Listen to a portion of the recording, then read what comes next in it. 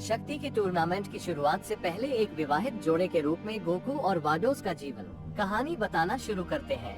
लेकिन उससे पहले मैं आपको चैनल की सदस्यता लेने के लिए आमंत्रित करता हूं ताकि सभी नए मिलें और आइए शुरू करें। 2 यूनिवर्स चैंपियनशिप के दिनों में लड़ाई अपने चरमोत्कर्ष पर पहुंच गई है। उम्मीद के मुताबिक चीजें नहीं हुई। वाडोस ने गोकू के लिए अपनी प्रशंसा महसूस की, जो उसके कदमों को देख रहा था जब से टूर्नामेंट शुरू हुआ था। उसने सोचा कि क्या वो अकेले गोकू से बात कर सकती है, लेकिन उस समय यह संभव नहीं था। गोकू विस और बेस का अनुयायी है। वाडोस को गोकू लाने के लिए एक उपयुक्त समय चुनना होगा। कई दिन बीत गए। यूनिवर्स 7 की जीत के बाद शक्ति का टूर्नामेंट आयोजित किया गया था। सभी को वापस करने की इच्छा वे ब्रह्मांड जो पहले मिटा दिए गए थे पूरे हो गए थे। वाडोस उससे खुश था, जैसा कि उसने देखा कि ब्रह्मांड 6 की वापसी उसे गोकू को बाद में उसके पक्ष में अलग थलग करने में मदद करेगी। गोकू जिरीन की क्षमताओं के साथ व्यस्त रहा और अपनी क्षमताओं में सुधार करने का तरीका, और यह अपने आप में वाडोस को गोकू के करीब आने का मौका देगा, उसे प्रशिक्षित करने के लिए लुभाएगा। कुछ दिनों बाद वाडोस यूनिवर्स 7 में चला गया। बिल्कुल गोकू के काम के समय गोकू ने कहा, तुम क्या लाते हो? मुझे लगता है कि तुम 6 ब्रह्मांड से हो। आपका स्वागत है गोकू। हाँ, मैं अपनी ओर से एक संदेश लेकर आया हूँ। मुझे लगता है कि आप अपनी ताकत के स्तर को बढ़ाने में व्यस्त हैं। मुझे पता है कि अकेले रहना मुश्किल है, लेकिन मैं आपको प्रशिक्षित करने में सक्षम हूँ। मैं तुम्हें तुम्हारे परिवार को खुश करने के लिए 3 दिन का समय दूंगा और मैं तेरे नियत स्थान को लौट जाऊंगा। वाडोस वहाँ से चला गया और गोकू इस खबर को सुनकर खुश हो गया। लेकिन उसकी पत्नी के बारे में क्या? यहाँ कुछ परेशान करने वाला हुआ। चीची ने गोकू के अनुरोध को स्वीकार करने से इनकार कर दिया, कहते हुए पेशा प्रशिक्षण से अधिक महत्वपूर्ण है। केस गोकू ने भागने का सोचा। कुछ दिनों बाद वाडोस ने यूनिवर्स 7 में जाने का सोचा, लेकिन चंपा ने वाडोस को रोकने पर जोर दिया। जैसा उसने कहा, तुम क्या कह रहे हो वाडोस? तुम पागल हो?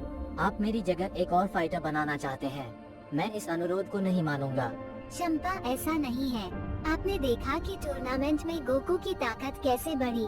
अगर हम उसे प्राप्त कर सके, हम और भी अधिक ब्रह्मांड मूल्यवान होंगे। साथ ही वो हमारे ब्रह्मांड की रक्षा करने में मदद करेगा। अच्छा, अब मुझे यकीन हो गया है। अच्छा, अब मुझे यकीन हो गया है। वाडोस ने खुद से कहा। तुम बेवकूफ हो। मैंने जल्दी से उसे मना लिया। वाडोस न केवल गोकू को प्रशिक्षित करने का इरादा कर रहा था, लेकिन ऐसा लगता है कि वो उसे विनाश का शासक बनाने में संकोच नहीं करेगी। वाडोस गोकू पहुँचे और फिर गोकू वाडोस के साथ भाग गया। चंपा ग्रह पर पहुंचने के बाद गोकू स्वागत किया गया। साई का प्रशिक्षण शुरू हुआ। गोकू ने दावा किया कि वो अभी तक अल्ट्रा इंस्टिंक्ट का उपयोग करने के लिए अभ्यस्त नहीं था, लेकिन वाडोस ने उसे आश्वस्त किया कि कुछ दिनों में चीजें ठीक हो जाएंगी। रात होने के बाद गोकू सो रहा था, जबकि वाडोस उसे लगातार उसके करीब आने की उम्मीद में देख रहा था।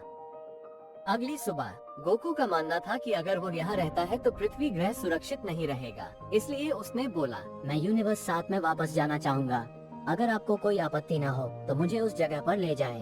अच्छा गोकू, मुझे बताओ, तुम अपनी पत्नी को मेरे साथ आने के लिए कैसे मनाओगे? मैंने अभी तक इसके बारे में नहीं सोचा है। वैसे भी मैं देखूंगा कि उससे कैसे निपटना है। गोकू के घर आने के बाद कई दिनों तक गोकू की अनुपस्थिति के बाद चीची गुस्से से चिल्लाए, सोन गोकू, तुम्हें इतने लंबे समय तक रहने के लिए किसने मजबूर किया? जी, आप जानते हैं कि खतरा हमारे लिए इतना बड़ा खतरा बन गया है, इसलिए मैंने दुश्मनों को खत्म करने में काफी समय लगाया। और ऐसा लग रहा था कि वाडोस दोनों की चर्चा देख रहे हैं। कितनी छोटी सोच वाली और न खुलने वाली महिला है।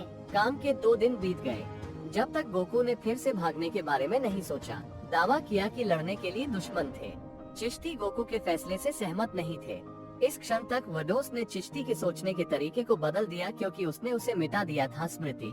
दोनों फिर से मिले। वाडोस को गोकू को प्रशिक्षित करने में दिलचस्पी देखकर वेस को गर्व हुआ, लेकिन वाडोस अन्य चीजों पर योजना बना रहा था। उन्होंने वाडोस से बात करते हुए कहा, सुनो गोकू, तुम्हें बाद में प्रशिक्षण में मेरे साथ तालमेल बिठाना होगा। मैं तुम्हें हर बार मुझसे दूर जाते हुए देखता हूँ। मुझे तुम जैसी औरतों से लड़ने की आदत नहीं है, पर मुझे तुम्हारी जो बात अच्छी लगती है वो है तुम्हारा लड़ने का अनुभव। मैं वाडोस को समझता हूँ। स्थिति इस समय तक सब कुछ ठीक है, लेकिन अगली रात वाडोस ने गोकू के स्नेह का फायदा उठाया और उसके पास आया। उसे चूमने की कोशिश कर रहा था, लेकिन गोकू कोशिश कर रहा था उसे इससे रोके और इसने वाडोस को परेशान किया। इसलिए उसने गोकू की सोच को बदल दिया और उसने गोकू की ओर अपना लक्ष्य हासिल कर लिया। कल सुबह गोकू को एक अजीब सा एहसास हुआ और उसने ये कहते हुए इसे व्यक्त किया। वाह दोस्त, कल रात कुछ अजीब हुआ। लगता है ये सपना सच नहीं है। हाँ, वो सपना नहीं था। अब से तुम हर रात मेरे साथ डेट करती हो। चंबा उसकी हरकतों से अच्छी तरह वाकिफ था, लेकिन वडोस ने उसे चुप रहने के लिए खिलाया। लेकिन वो कहता रहा कि यह कृत्य केवल वडोस को उसके पिता और भाई के साथ समस्या पैदा करेगा, जबकि वडोस के पास चंपा को मारने के अलावा और कोई चारा नहीं था। इसलिए उसने एक चाल सोची, जो हिटो को यूनिवर्स 6 के कैओशिन को मारने के लिए भेजना था, ताकि चंपा अप्रत्यक्ष रूप से मर जाए। उसके बाद हिटो काम पूरा करने के लिए काम करता है। उसने कैओशिन को मार डाला और इस तरह चंपा उत्तराधिकार में गायब हो गई। वडोस ने गोकू से झूठे आंसुओं के साथ ये दावा करते हुए मुलाकात की कि चंपा की मृत्यु किसी अज्ञात कारण से हुई थी। गोकू इस खबर से हैरान था और वडोस से दुखी था, लेकिन दूसरे ने मौके का फायदा उठाते हुए कहा कि वो गोकू को विनाश का शासक बना देगा और गोकू को इस विचार से संतुष्ट करता है। गोकू वास्तव में विनाश का शासक बनने जा रहा है और बाकी जीवों की क्या प्रतिक्रिया है ये पता चलने के बाद कि वडोस ने सभी को धोखा दिया है और विनाश के शासक को मार डाला है। इस क्लिप के 1000 लाइक्स तक पहुंचने के बाद हम इस कहानी को बताते रहेंगे। आपके समर्थन के लिए धन्यवाद। सब्सक्राइब करना ना भूलें। बाद में मिलते हैं।